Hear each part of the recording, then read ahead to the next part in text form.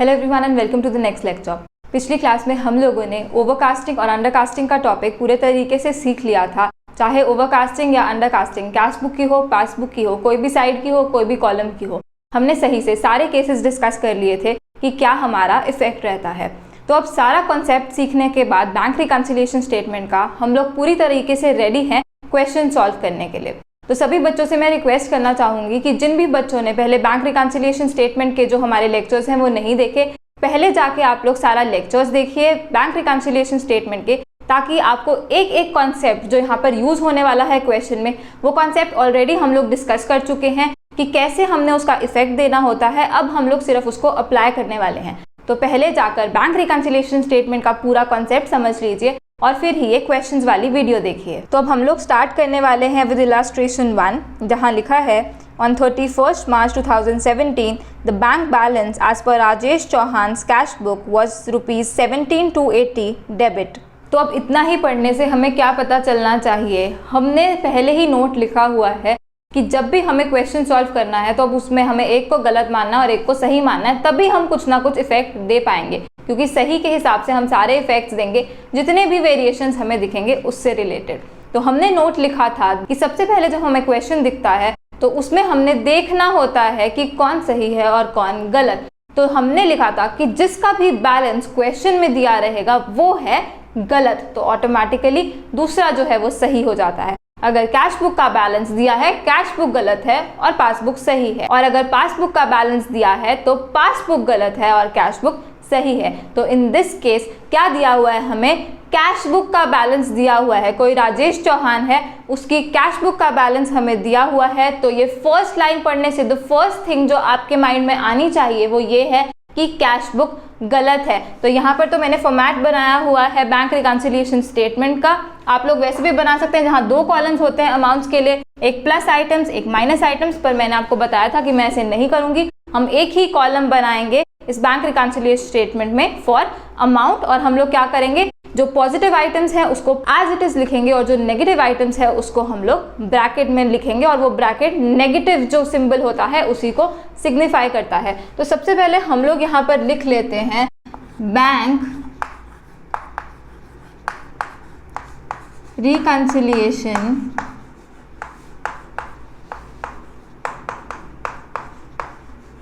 Statement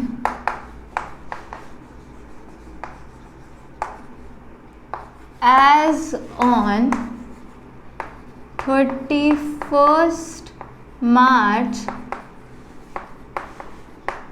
2017। साथ ही में मैंने आपको बोला था कि आपने ध्यान रखना है कि किस डेट को हम लोग ये बैंक रिकंसिलिएशन स्टेटमेंट बना रहे हैं। तो यहाँ पर डेट क्या है, 31st March 2017। दो इस क्वेश्चन में इस डेट का कोई यूज नहीं होने वाला, लेकिन आगे के क्वेश्चंस में डेट का भी यूज होगा। तो आपने बहुत ज्यादा ध्यान से पढ़ना है कि किस डेट को हम लोग ये बैंक रिकंसिलिएशन स्टेटमेंट प्रिपेयर कर रहे हैं, क्योंकि उसी के हिसाब से जो इफेक्ट रहेगा वो वेरी कर जाएगा। अगर आपने डेट ध्यान से नहीं पढ़ी तो आप सही इफेक्ट नहीं दे पाओगे। तो ध्यान रखना है किस डेट को ये बैंक रिकंसिलिएशन स्टेटमेंट बन रही है। तो ऊपर हमने लिखना होता है bank reconciliation statement as on, जिस भी डेट को ये बैंक रिकंसिलिएशन स्टेटमेंट बन रही होती है। फिर दो कॉलम्स रहते हैं हमारे, एक पर्टिकुलर्स, यहाँ पे हम सारी डिटेल लिखते होते हैं, जो भी वेरिएशन दी होती है हमें और जो भी बैलेंस दिया होता है हमें, और ये है जो कॉलम, ये है अमाउंट का, जहाँ पे हम लोग सारी अमाउंट लिखने वाले हैं। तो यहाँ पे भी हम लोग लिख लेते हैं, यहाँ हम लिखेंगे पर्टिकुलर्स, ये हमारा पर्टिकुलर्स वाला कॉलम है, और यहाँ पर हम लोग लिखेंगे अमाउंट इन रुपीज। तो अगर आपकी टीचर ने बोला हुआ है कि आप ऐसे नहीं बना सकते और आपको प्लस आइटम्स माइनस आइटम्स करके दो कॉलम्स ही बनाने पड़ेंगे अमाउंट्स के, तो वो भी मैं आपको बता दूंगी कि उस तरीके से आपको कैसे पता चलता है कि जो लास्ट में बैलेंस आया है वो कौन सा आया है। लेकिन अभी के लिए हम इसको ऐसे ही बना रहे हैं, पर्टिकुलर्स और अमाउंट करके। फिर आपने क्या करना है, आपने अपनी नोटबुक में जहाँ पे भी आपका जितनी भी आपको लाइंस लगता है लगेंगी इस क्वेश्चन को करने के लिए, उतनी लाइंस का तो आप ये फॉर्मेट बनाओगे। उसके बाद क्या करोगे, आप लोग बनाओगे वर्किंग नोट। तो वर्किंग नोट में यहाँ पर बनाऊंगी सारे, यहाँ पर जितने भी हमारे वर्किंग नोट्स रहेंगे, ताकि कुछ भी गलती हमसे ना हो। सोचने में बिल्कुल गलती नहीं होनी चाहिए, इसलिए हम लोग लिख कर करेंगे ताकि कोई भी चांस ना रहे किसी भी मिस्टेक के। तो फर्स्ट लाइन पढ़ने से ही हमें क्या पता चल गया?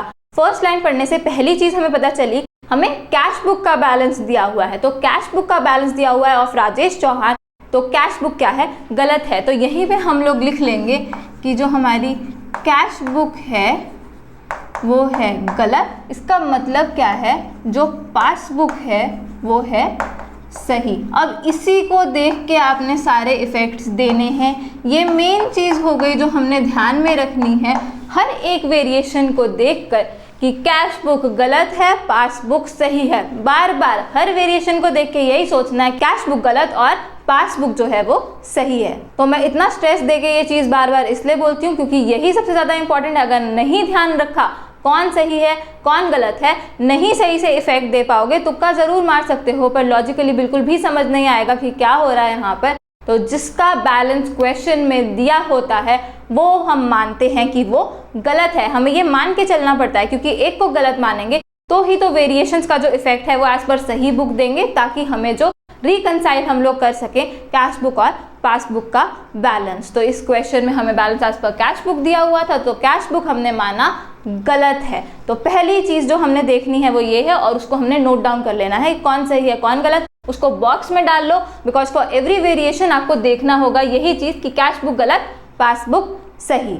दूसरी चीज जो अब हमने ध्यान में रखनी है, हमने क्वेश्चन स्टार्ट करना होता है balance as per the incorrect book से। So in this case balance as per cash book से हमने क्वेश्चन स्टार्ट करना है। तो यहाँ पे जब हम लिखेंगे, आज हमने एक ही जो है कॉलम वो बनाया हुआ है अमाउंट का, तो हम नहीं लिखेंगे debit balance as per cash book या credit balance as per cash book, हम सीधा लिखेंगे balance as per cash book और जो भी बैलेंस होगा हम यहाँ पर लिखेंगे।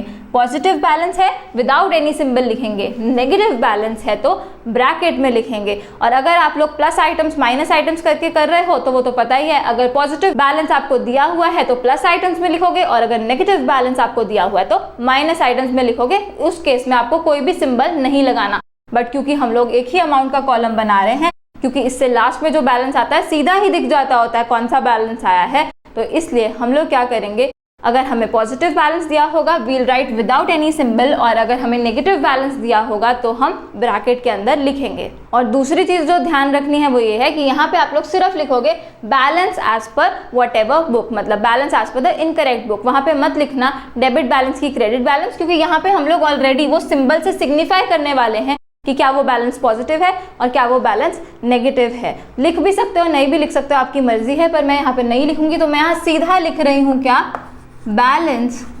हमने क्वेश्चन स्टार्ट ही ऐसे करना होता है, ये भी हमने नोट्स में ऑलरेडी लिखा हुआ है, बैलेंस एज पर दी इनकरेक्ट बुक से। तो बैलेंस एज पर कौन सी है incorrect book in this case, यहाँ पर कैश बुक गलत है तो हम लोग लिख रहे हैं balance as per cash book.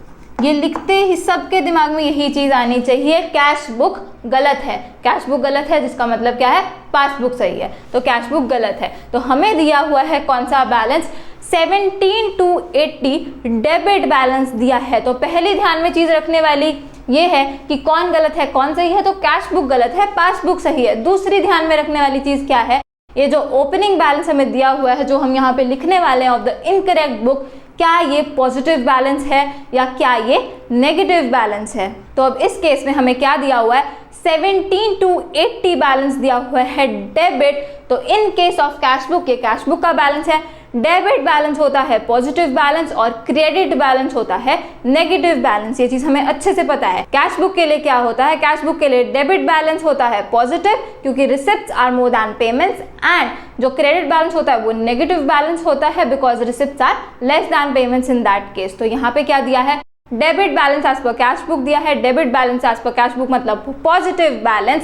तो यहाँ पर विदाउट एनी सिंबल हम लोग लिखेंगे 17 to 80 रुपीज क्योंकि हमें डेबिट बैलेंस दिया है।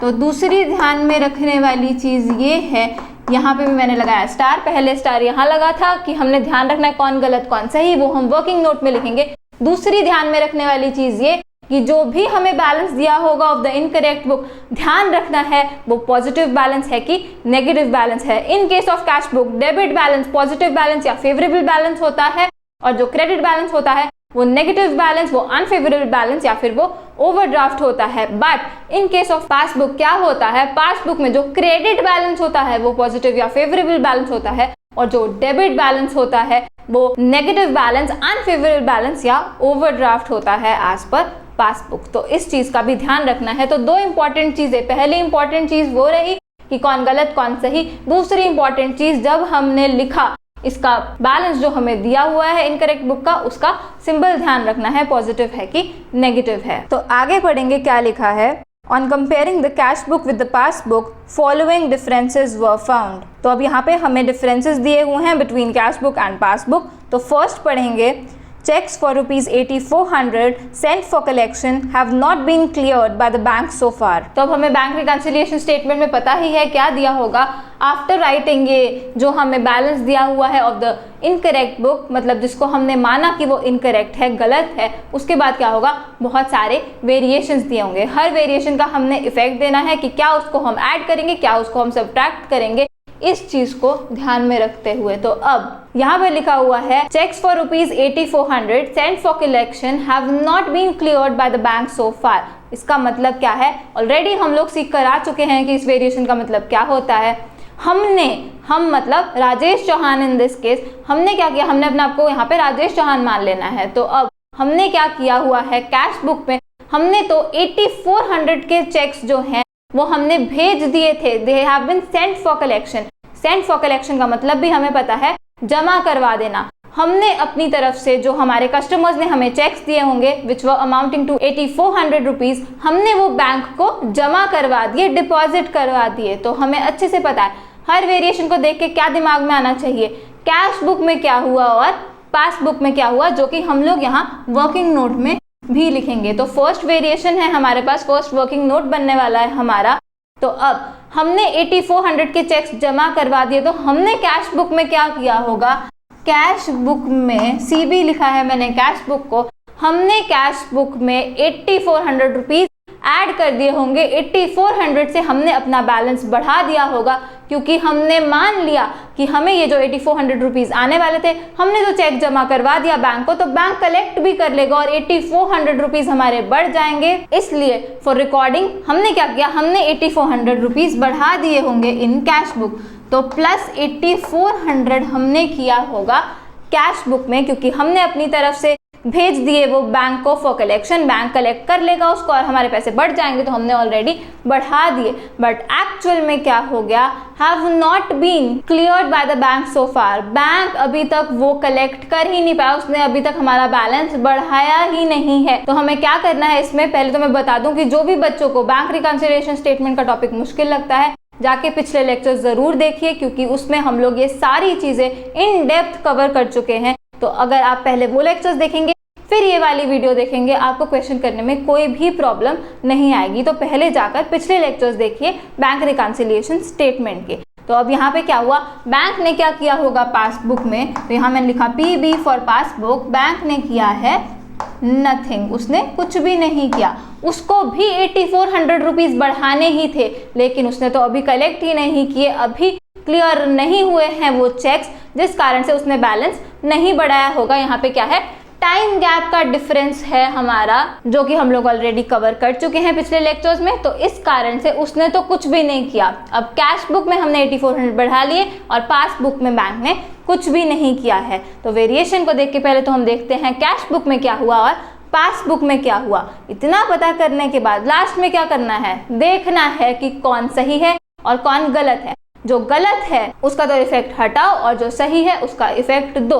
तो इन दिस केस कैश बुक जो है वो गलत है और पासबुक जो है वो सही है। तो कैश बुक में हमने क्या किया, 8400 रुपीज बढ़ाए, लेकिन पासबुक ने तो बढ़ाए ही नहीं है 8400 रुपीज, और हम लोग गलत है, कैश बुक गलत है। कैश बुक ने गलत 8400 रुपीज से बैलेंस बढ़ा लिया है, ये नहीं बढ़ना चाहिए था, क्योंकि पासबुक सही है और पासबुक ने 8400 नहीं बढ़ाया। पासबुक ने नहीं बढ़ाया, हमें भी नहीं बढ़ाना चाहिए था, हमने ये गलत बढ़ाया हुआ है। तो इफेक्ट क्या रहेगा, इस वेरिएशन के कारण 8400 रुपीज जो है वो हमारे माइनस होने चाहिए। तो यहाँ पे पहले हम लोग सीधा अमाउंट में ही लिख लेते हैं, माइनस करना है हमने तो ब्रैकेट में लिखेंगे 8400 रुपीज जो है वो माइनस होने चाहिए। तो यहाँ पे लिख भी देते हैं। इफेक्ट क्या रहेगा हमारा, नेट इफेक्ट हमारा रहेगा -8400 8400, ये है हमारा नेट इफेक्ट। क्योंकि कैश बुक ने गलत 8400 बढ़ाए हुए हैं, कैश बुक गलत है,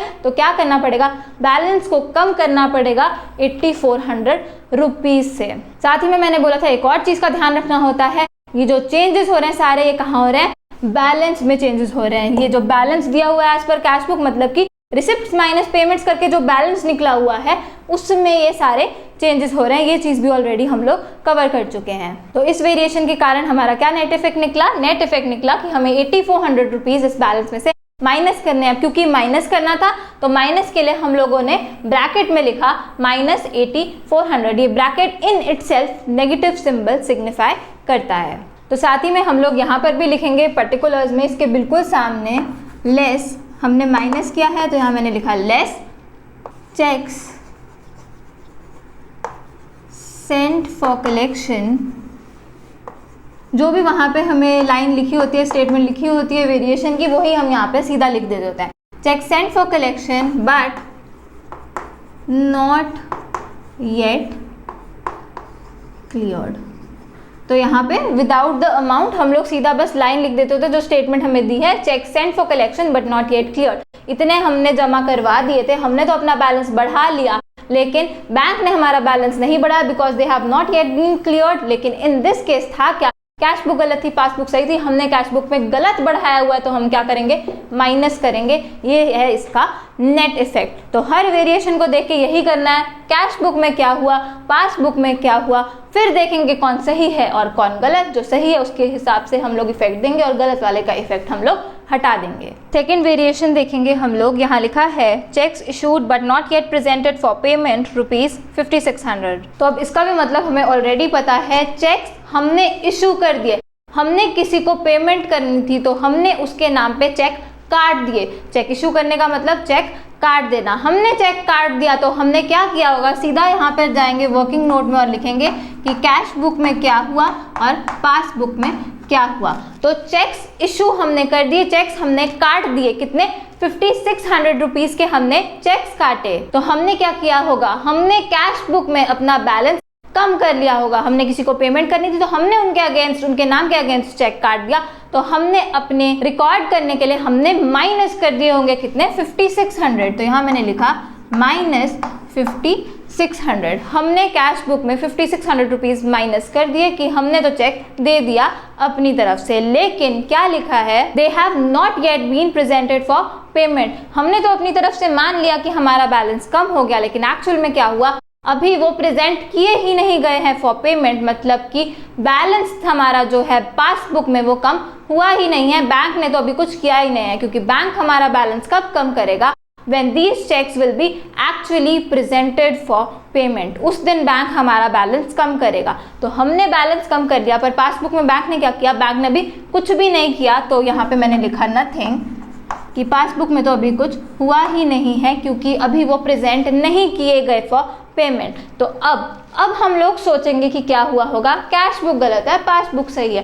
हमने कैश बुक में माइनस कर दिए 5600, लेकिन पासबुक में तो वो बैलेंस कम हुआ ही नहीं है। तो क्या होगा, कैश बुक में गलत माइनस किया हुआ, ये माइनस नहीं होना चाहिए था क्योंकि बैंक ने तो इसे माइनस किया ही नहीं है। तो हमें एक रिड्यूस्ड बैलेंस दिख रहा होगा कैश बुक में, which should not actually get reduced. तो क्या होगा, इसका उल्टा करेंगे, ऐड करेंगे हम लोग, क्योंकि कैश बुक ने ये गलत माइनस किया हुआ है, ये एक्चुअल में माइनस नहीं होना चाहिए था क्योंकि these have not actually been presented for payment because passbook was right. तो जैसा पासबुक करेगी वैसा ही हम लोगों को भी इफेक्ट चाहिए, बिकॉज पासबुक सही है और हम गलत हैं। तो हम गलत हैं, हमने गलत माइनस किया हुआ है, माइनस नहीं होना चाहिए, ऐड होगा ये। तो यहाँ मैंने लिखा ऐड चेक्स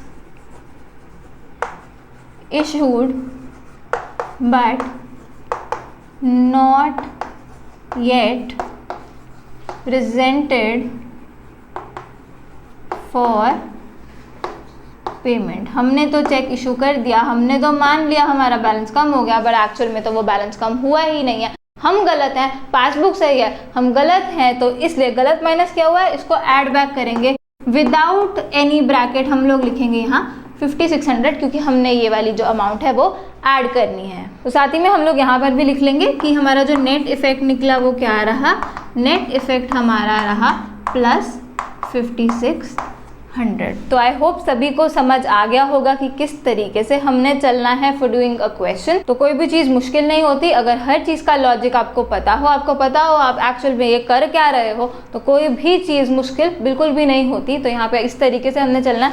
हर वेरिएशन को देख के लिख लोगे पहले, कैश बुक में क्या हुआ होगा, पासबुक में क्या हुआ होगा, फिर से देखोगे कौन सही है कौन गलत है। जो सही है उसके हिसाब से आपने इफेक्ट देना है। थर्ड वेरिएशन देखेंगे, यहाँ लिखा है there is a debit of ₹80 in the passbook for bank charges but not recorded in the cash book. तो अब इस केस में क्या हुआ है, 80 रुपीज़ हमारे डेबिट हुए हैं पासबुक में फॉर बैंक चार्जेस, मतलब हमें हर चीज़ का पता है। तो अब बैंक चार्जेस जो है वो बैंक ने हमारे ऑलरेडी डेबिट कर दिए। पासबुक में डेबिट का मतलब क्या होता है, पासबुक के केस में क्रेडिट का मतलब होता है प्लस और डेबिट का मतलब होता है माइनस। तो पासबुक में उसने हमारा बैलेंस कम करा हुआ है कितने रुपीस से, 80 रुपीज़, जो कि उसने चार्ज करे हैं किस लिए, बैंक चार्जेस के रूप में उसने चार्ज किए हैं 80 रुपीज़, पर हमने कैश बुक में उसे रिकॉर्ड नहीं किया। लिखेंगे यहाँ पर हुआ क्या होगा, थर्ड केस, यहाँ लिखा कैश बुक और यहाँ लिखा पासबुक। तो पासबुक में 80 रुपीज़ हैव बिन डेबिटेड, मतलब 80 से हमारा बैलेंस पासबुक में कम किया हुआ है। तो पासबुक में क्या हुआ है, -80 हुआ है, लेकिन कैश बुक में तो हमने इसे रिकॉर्ड किया ही नहीं। और ये मैंने आपको बताया था हम कर भी नहीं सकते, अगर इन्होंने लिखा भी ना होता but not yet recorded in cash book, वो सेल्फ एम्प्लॉयड ही था, क्योंकि जो बैंक चार्जेस है वो खुद से बैंक जो है वो पासबुक में ऑलरेडी एडजस्ट कर लेता होता है, क्योंकि वो तो उसी टाइम काट लेता है, पर टाइम गैप हो जाता है, हमें बाद में पता चलता है, तो हमारे में रिकॉर्ड कैश बुक में नहीं हुआ होता। तो इसलिए इन दिस केस पासबुक में ऑलरेडी डेबिट हुआ था, पासबुक के केस में डेबिट का मतलब माइनस, तो ऑलरेडी माइनस हुए थे 80 रुपीज़, लेकिन कैश बुक में क्या हुआ है, नथिंग। तो यहाँ कैश बुक में मैंने लिखा नथिंग, कैश बुक में कुछ भी नहीं हुआ है और पासबुक में 80 रुपीज़ माइनस हुआ है। अब सोचेंगे कौन सही है कौन गलत है। तो अब इन दिस केस कैश बुक सही है, पासबुक गलत है। पासबुक ने माइनस किए हुए 80 पर कैश बुक में कुछ भी नहीं हुआ। पासबुक में 80 माइनस हुए हैं, लेकिन तो हमें भी 80 रुपीज़ माइनस करने होंगे, तभी जाके हमारा जो बैलेंस है वो टैली करेगा। तो नेट इफेक्ट हमारा क्या रहा, यहाँ मैंने लिखा इफेक्ट रहेगा कि हम माइनस करेंगे 80 रुपीज़, क्योंकि पासबुक सही है, उसने 80 माइनस किए हुए, हमने तो 80 माइनस किए ही नहीं हुए, तो 80 रुपीज़ हम लोग भी माइनस करेंगे ताकि सही हमारा बैलेंस आ जाए। तो 80 माइनस होने हैं, तो यहाँ ब्रैकेट में हम लोग लिखेंगे 80। तो बहुत ज़्यादा ध्यान रखना है, चाहे आप plus items minus items 2 columns बना के कर रहे हो, चाहे आप एक ही कॉलम बना के कर रहे हो, ध्यान तो रखना ही पड़ेगा। प्लस आइटम्स माइनस आइटम्स करके कर रहे हो तो जो प्लस होनी है वो प्लस वाले कॉलम में ही लिखोगे, जो माइनस होनी है वो माइनस वाले में ही लिखोगे। और साथ ही में अगर एक ही कॉलम बना के कर रहे हो तो क्या करोगे, जो प्लस होना है वो तो विदाउट सिंबल लिखोगे, जो माइनस होना है उसको इनसाइड अ ब्रैकेट आपने लिखना है। तो अब साथ ही में पर्टिकुलर्स में भी हम इसकी स्टेटमेंट लिख देंगे यहाँ पे। तो हमने ये माइनस किया है, तो यहाँ मैंने लिखा less bank charges debited in passbook but not recorded in cash book।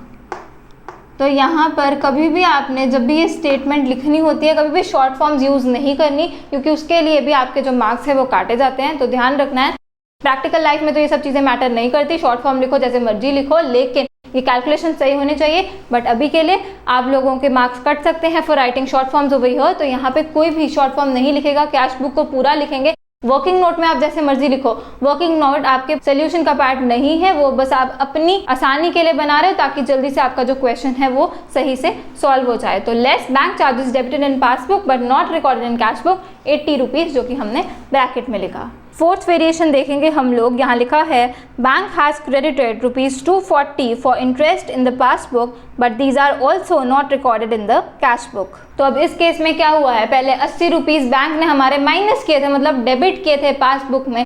अब इस केस में ऑपोजिट हो गया, बैंक ने क्रेडिट करे हैं 240 रुपीज़ फॉर इंटरेस्ट, हमारे को बैंक ने इंटरेस्ट दिया है, तो उसने वो इंटरेस्ट क्या किया, क्रेडिट कर दिया। पासबुक में क्रेडिट का मतलब क्या होता है? क्रेडिट का मतलब होता है ऐड। तो उसने हमारा बैलेंस बढ़ाया हुआ है पासबुक में 240 रुपीज़ में, पर कैश बुक में क्या किया हुआ है? हमने रिकॉर्ड ही नहीं किया हुआ, और अगर लिखा ना भी होता तो भी सेल्फ एम्प्लॉयड था कि कैश बुक में कुछ भी नहीं हुआ। तो अब फोर्थ लिखेंगे हम लोग यहाँ पर, ये लिखा CB कैश बुक और ये PB पासबुक। तो इन दिस केस 240 रुपीज़ क्रेडिट किए हुए हैं पासबुक में, मतलब 240 रुपीज़ से बैलेंस बढ़ाया हुआ है पासबुक में। तो यहाँ मैंने लिखा प्लस 240। बैलेंस जो है हमारा पासबुक में वो 240 रुपीज़ से बढ़ा हुआ दिखेगा हमें, क्योंकि कैश बुक में क्या है? नथिंग, कुछ भी नहीं किया हुआ, क्योंकि इसमें तो रिकॉर्ड ही नहीं हुआ। पासबुक ने सीधा ही, बैंक ने हमें सीधा इंटरेस्ट जो है हमारा क्रेडिट कर दिया, मतलब बैलेंस हमारा बढ़ा दिया। तो पता चल गया कैश बुक में क्या हुआ था, पासबुक में क्या हुआ था। अब देखेंगे कौन सही कौन गलत। कैश बुक गलत है, पासबुक सही है। तो पासबुक सही है, पासबुक में एक इंक्रीज बैलेंस दिख रहा है 240 रुपीज़ से। तो अब पासबुक में 240 रुपीज़ बढ़ाए हुए हैं, पर कैश बुक में तो बढ़ाए नहीं हुए, तो बढ़ाने पड़ेंगे हमें, क्योंकि पासबुक सही है। तो इफेक्ट हमारा क्या रहेगा? प्लस 240, क्योंकि जो पासबुक है वो हमारी सही है। यहाँ पे जो भी इफेक्ट है उसके आगे स्टार लगा देती हूँ ताकि पता चले कि नेट इफेक्ट कौन से वाला था। तो नेट इफेक्ट ये है, पासबुक सही है, उसने 240 रुपीज़ बढ़ाए हुए थे, हमने तो बढ़ाए नहीं, तो हमें भी बढ़ाने पड़ेंगे, तभी सही बैलेंस जो है वो निकलेगा। तो इसे हमें ऐड करना है, तो यहाँ लिखेंगे ऐड। तो आपने देखा होगा कि जब भी कोई चीज़ ऐड करनी होती है तब तो मैं पहले यहाँ पर लिख लेती होती हूँ स्टेटमेंट, पर जब भी कोई चीज़ माइनस करनी होती है पहले यहाँ पर जो अमाउंट है वो लिख दो ब्रैकेट के साथ, ताकि आपसे बिल्कुल भी गलती ना हो, आप यहाँ पे ब्रैकेट लगाना भूल ना जाओ, क्योंकि लास्ट में आप टोटल करोगे तो फिर गलती होने के चांसेस रहेंगे। इसलिए क्या करोगे, जब भी माइनस कोई आइटम होनी है पहले आइटम लिख लो, फिर यहाँ पे स्टेटमेंट लिखो जाके। जब ऐड होनी है पहले स्टेटमेंट लिख लो, फिर वहाँ पर अमाउंट लिख लो। तो लिखेंगे यहाँ interest credited in passbook but not recorded in cash book। Bank ने तो बैलेंस बढ़ा दिया था 240 से, हमने तो बढ़ाया नहीं, हम गलत है, बैंक सही है। तो जो बैंक ने किया वो करो प्लस 240। तो यहाँ लिखा 240। साथ ही में आपको तो कैलकुलेटर्स अलाउड होते नहीं हैं, तो क्या करना है, ध्यान रखना है कि वंस डिजिट के नीचे ही वंस डिजिट लिखो, टेंस के नीचे ही टेंस डिजिट लिखो। इससे आपको बहुत ज़्यादा आसानी लगेगी जब आप लोगों ने टोटल करना होगा। तो कई बच्चे क्या करते हैं, बिल्कुल टेढ़ा मेढ़ा लिख देते हैं यहाँ पर, और फिर बाद में जब उनको ऐड सब्ट्रैक्ट करना होता है फिर से ये नंबर जो होते हैं कहीं और जाके वर्किंग नोट में जाके लिखते हैं, फिर ऐड सब्ट्रैक्ट करते हैं। ऐसा मत करो, यहीं पे जो है सही से लिख लो, वंस डिजिट के नीचे वंस डिजिट, टेंस के नीचे टेंस, हंड्रेड्स के नीचे हंड्रेड। उससे आपको बहुत ज़्यादा आसानी मिलेगी। हर एक क्वेश्चन में ये ध्यान रखना है, ये आदत बना लो कि ऐसे ही आपने लिखना है। फिफ्थ वेरिएशन देखेंगे, यहाँ लिखा है A customer deposited ₹2000 direct in the bank, but these were recorded only in the passbook। तो अब यहाँ पर क्या लिखा हुआ है, A customer deposited ₹2000 directly in the bank। हमारा कोई कस्टमर था जिसने हमें पैसे देने थे, वो हमें चेक देने की बजाय उसने क्या किया, उसने सीधा जाके बैंक में ही डिपॉजिट कर दिए। तो बैंक में जो हमारा बैलेंस है वो बढ़ गया होगा, पर हमें तो अभी पता ही नहीं चला, हमें कोई इंटीमेशन ही नहीं मिली उससे रिलेटेड। तो अब इस केस में क्या हुआ होगा, लिखेंगे हम लोग यहाँ पर, हम ये सब कुछ ऑलरेडी हम लोग कवर कर चुके हैं, तो आप सभी को बहुत ज़्यादा आसान लग रहा होगा कि हमने किस तरीके से अप्रोच करना है एक क्वेश्चन को।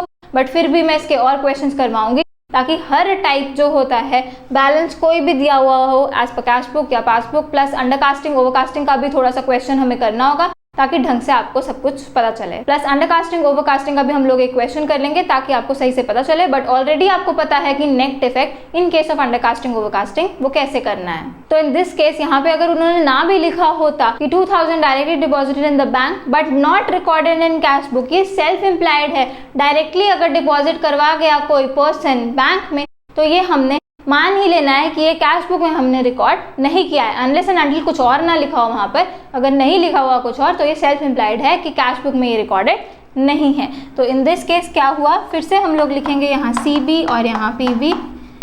कस्टमर डायरेक्टली डिपॉजिट करवा गया बैंक में, तो पासबुक में क्या हुआ होगा, पासबुक में तो बैलेंस उसी टाइम बढ़ गया होगा, तो पासबुक में प्लस हुए होंगे क्या, 2000 रुपीज़। और कैश बुक में क्या हुआ होगा, कुछ भी नहीं, क्योंकि कैश बुक में तो ये रिकॉर्ड हुआ ही नहीं है, टाइमिंग का डिफरेंस होता है ये।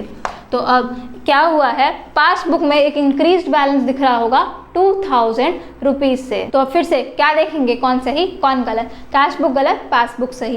तो पासबुक सही है और उसने 2000 से बैलेंस बढ़ाया हुआ है, हमने तो बढ़ाया नहीं हुआ, तो हमें भी बढ़ाना पड़ेगा। तो नेट इफेक्ट हमारे पास रहेगा कि हमें भी 2000 रुपीज़ ऐड करने हैं, 2000 रुपीज़ से अपना बैलेंस जो है वो बढ़ाना है, क्योंकि पासबुक सही है और उसने बैलेंस बढ़ाया हुआ है, हमने तो बढ़ाया नहीं है, तो बढ़ाना पड़ेगा। लिखेंगे यहाँ add amount directly deposited in bank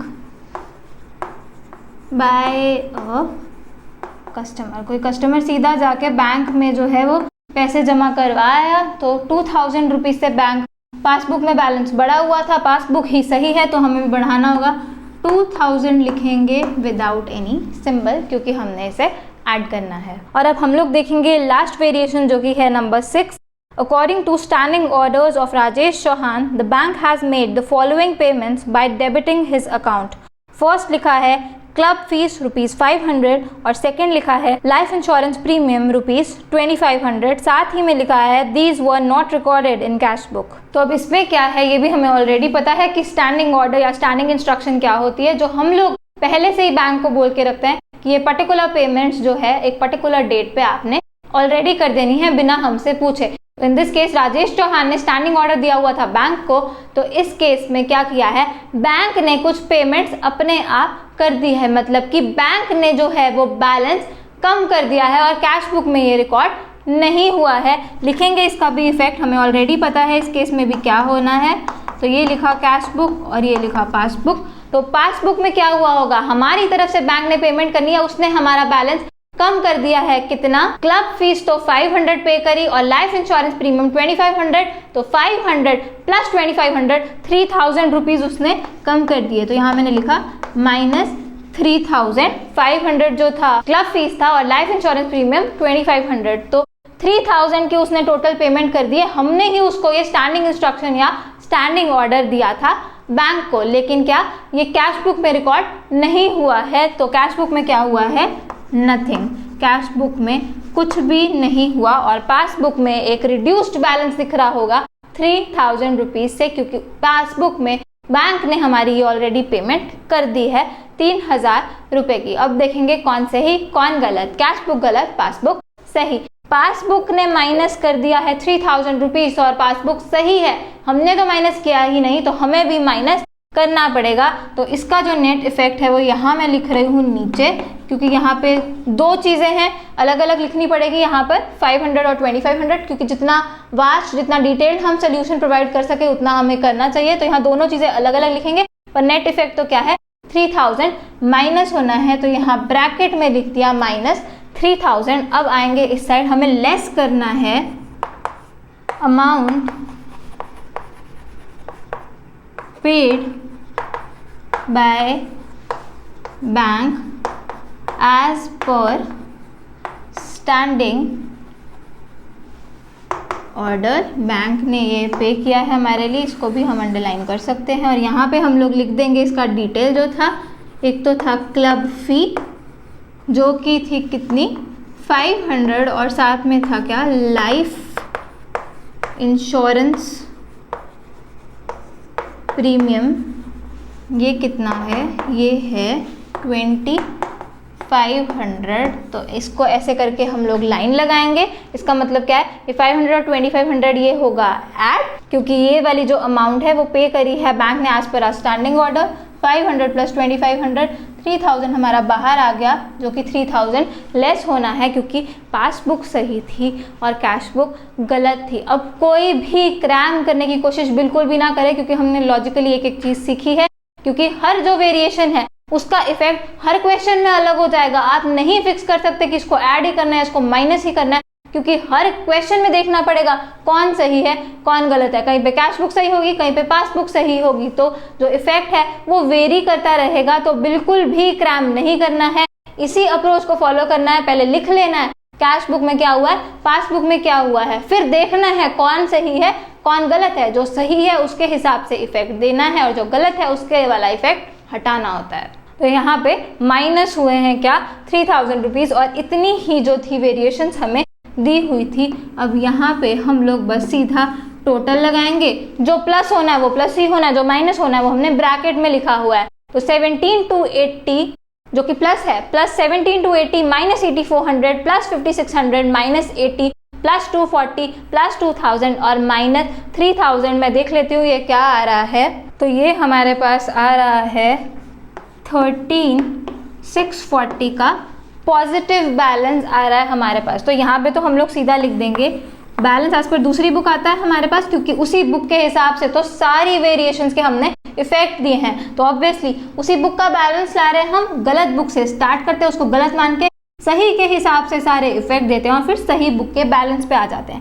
balance as per passbook आ रहा है हमारे पास कितना 13640 without any negative sign. Positive balance आ रहा है हमारे पास, तो यहाँ पे सीधा पता चल जाता है कौन सा बैलेंस आ रहा है। तो आफ्टर ये जब आपका ख़त्म हो जाए तो क्या करना है, इसको तो हम कर देंगे क्लोज, और लास्ट में आप लोग ऐसे लिख भी दोगे। क्या लिखोगे वहाँ पर, स्टार डाल के लिख देना ये कौन सा बैलेंस निकला है।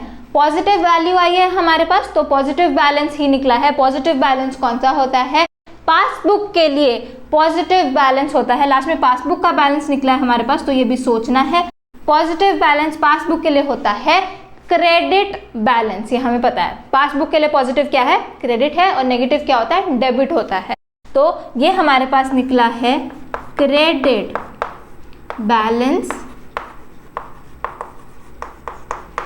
एज पर पासबुक,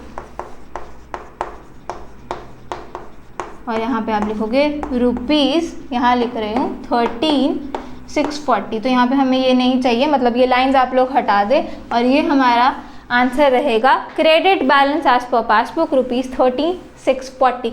तो अगर यहाँ पे हमारे पास ये ब्रैकेट में आ रही होती इन केस वैल्यू, तो वो क्या था, वो था डेबिट बैलेंस या अनफेवरेबल बैलेंस या फिर ओवरड्राफ्ट एज पर पासबुक। तो यहाँ पे तो बिल्कुल भी सोचना नहीं पड़ता। तो अगर पॉजिटिव आ गया तो आपको पता ही है कि पॉजिटिव बैलेंस आया है किसका, पासबुक का आया है, तो पॉजिटिव बैलेंस कौन सा होता है, क्रेडिट बैलेंस होता है। तो लास्ट में आप लोग आंसर लिख दोगे, आंसर लिख के या फिर ऐसे स्टार लगा के कि क्रेडिट बैलेंस आया है एज पर पासबुक कितना, रुपीज़ 13640। अगर ये नेगेटिव आ रहा होता तो पासबुक के लिए नेगेटिव क्या होता है, वो होता है डेबिट। तो इन दैट केस आप लिखते हैं debit balance as per passbook rupees 13640। साथ ही में आप ऐसे कर सकते हो, अगर आपको यहाँ पे लिखना ही है तो यहाँ ब्रैकेट में हमें स्टार्टिंग में कौन सा बैलेंस दिया था, debit balance as per cash book दिया था। तो आप लोगों ने यहाँ पे ऐसे लिख देना है ब्रैकेट में कि debit balance as per cash book है कितना, प्लस में ही लिखना है वो 17280, और यहाँ पे जब लास्ट में निकला आपने देख लिया पॉजिटिव बैलेंस निकला है पासबुक के लिए, तो ये क्रेडिट होता है। तो ब्रैकेट में यहाँ चाहे लिख भी दो क्रेडिट बैलेंस निकला है हमारा एज पर पासबुक। ऐसे करके आप लोगों ने क्वेश्चन करना है, और ये सबसे ज़्यादा आसान तरीका है, इसमें गलती होने के भी कोई चांसेस नहीं होते, क्योंकि एक एक चीज़ पढ़ के तो हम एक एक चीज़ पूरी लॉजिकली कर रहे हैं, हर चीज़ समझ के कर रहे हैं कि असल में क्या हुआ होगा। अब बस लास्ट में एक चीज़ बता देती हूँ उन बच्चों के लिए जिनको ऐसे ही करना पड़ेगा, प्लस आइटम्स और माइनस आइटम्स 2 कॉलम्स बना के जिनको करना पड़ेगा, तो उनके लिए क्या होगा, यहाँ पे लिख रही हूँ, उनके पास 2 कॉलम्स रहते हैं ऐसे। ये तो सेम ही रहता है पर्टिकुलर्स वाला, तो यहाँ पे मैं कुछ नहीं लिख रही। यहाँ पे वो लोग लिखते हैं प्लस आइटम्स और यहाँ पे वो लोग लिखते हैं माइनस आइटम्स। सोचने का तरीका सेम ही होता है, पर मुझे तो ये आसान लगता है तो मैं तो ऐसे ही करती हूँ, एक ही यहाँ पे कॉलम बना के, ताकि बाद में वो सब्ट्रैक्ट करने का इधर यहाँ पे भी कॉलम में कुछ वैल्यू थी, यहाँ पे भी, तो कौन से में से कौन सी माइनस करनी है ऐसा कुछ भी ना करना पड़े। तो ये बहुत ही आसान तरीका है कि नेगेटिव वैल्यूज जो है वो सारी ब्रैकेट में लिख लो, और ऐसे करके आप लोग सीधा ही यहाँ पे टोटल लगाओ, जो प्लस होना उसको प्लस करो, जो माइनस होना उसको माइनस करो, तो बहुत ज़्यादा आसान हो जाता है। तो अब यहाँ पे क्या है, प्लस आइटम्स हमारे पास कौन सी है, 17 to 80 प्लस 5600 प्लस 240 प्लस 2000। तो देख लेते हैं प्लस आइटम्स का टोटल क्या आ रहा है। तो प्लस आइटम्स का टोटल आता है 25120। तो आपने सारी प्लस आइटम्स यहाँ पे लिखी होंगी, मतलब ये वाली जो आइटम्स है 17 to 80, 5600, 240 और 2000, वो आप इधर वाले कॉलम में लिखोगे। बिल्कुल ध्यान रखना है कि इसी कॉलम में लिखें वो वाली आइटम, चलना स्टेटमेंट बाय स्टेटमेंट ही है, वेरिएशन बाय वेरिएशन ही चलना है। बस फिर सही कॉलम में आपने अमाउंट डालनी है, जो प्लस होनी है वो प्लस आइटम्स वाले कॉलम में डालो, जो माइनस होनी है वो माइनस वाले कॉलम में डालो। और अब माइनस आइटम्स का भी हम देख लेते हैं। माइनस आइटम्स है -8400, -80 और -3000। इसका भी टोटल हम लोग देख लेते हैं। तो इसका टोटल हमारे पास आ रहा है 11480। तो ऐसे करके ये टोटल आया होता है, तो यहाँ पे ऑब्वियसली डबल लाइन हुआ करेगी। तो अब ये टोटल आया है, प्लस जो आइटम्स होनी थी वो 25120 है और जो माइनस होनी थी वो है 11480। तो अब 25120 पॉजिटिव और 11480 नेगेटिव, इसका मतलब क्या है 13640 पॉजिटिव। अगेन यही आना था, ऐसे करके भी वही आएगा और ऐसे करके भी वही आएगा। तो 25120 माइनस 11480, ये प्लस था ये माइनस था, तो हमारे पास निकला 13640 पॉजिटिव निकला। पॉजिटिव बैलेंस निकला तो प्लस आइटम्स वाले के नीचे लिखना है हमने, क्योंकि पॉजिटिव बैलेंस निकल रहा है हमारे पास। प्लस 25120 माइनस 11480 प्लस 13640 बैलेंस निकल रहा है, प्लस आइटम्स के नीचे लिखोगे। और अब पॉजिटिव बैलेंस निकल रहा है आपके पास, पॉजिटिव बैलेंस पासबुक का निकल रहा है। पासबुक के लिए पॉजिटिव बैलेंस क्या होता है, क्रेडिट बैलेंस होता है एज पर पासबुक। तो यहाँ पे आप लोग लिख दोगे credit balance as per passbook, जो कि आपका निकल जाएगा 13640। तो इस तरीके से करना है। अगर आप लोग दो कॉलम्स बना के कर रहे हो, ये प्लस आइटम्स और ये माइनस आइटम्स वाला, इसमें भी सोचने का तरीका वही है कि आपने देख लेना है कि हो ही क्या रहा है। प्लस 25120 माइनस 11480 पॉजिटिव बच रहा है, ये पता चल गया पॉजिटिव बच रहा है, तो प्लस आइटम्स के नीचे लिखा। निकल रहा है पासबुक का बैलेंस, पासबुक का बैलेंस निकल रहा है पॉजिटिव, तो कौन सा है वो credit balance as per passbook हमारा निकल रहा है। ऐसी हर क्वेश्चन के साथ बता दूंगी और सही से आपको समझ में भी आ जाएगा कि अगर प्लस आइटम्स माइनस आइटम्स करके भी लिखना है तो भी सोचने का तरीका तो वही रहता है कि इन दोनों को देख लो, प्लस के साथ प्लस लगा लो, माइनस के साथ माइनस निकाल लो, फिर देख लो कौन सा बैलेंस निकल रहा है। इन दिस केस हमारा पॉजिटिव निकल रहा था, अगर नेगेटिव निकल रहा होता तो यहाँ पर लिख देते हम लोग और साथ ही में ये क्या आ जाता, ये डेबिट बैलेंस आ जाता एज पर पासबुक।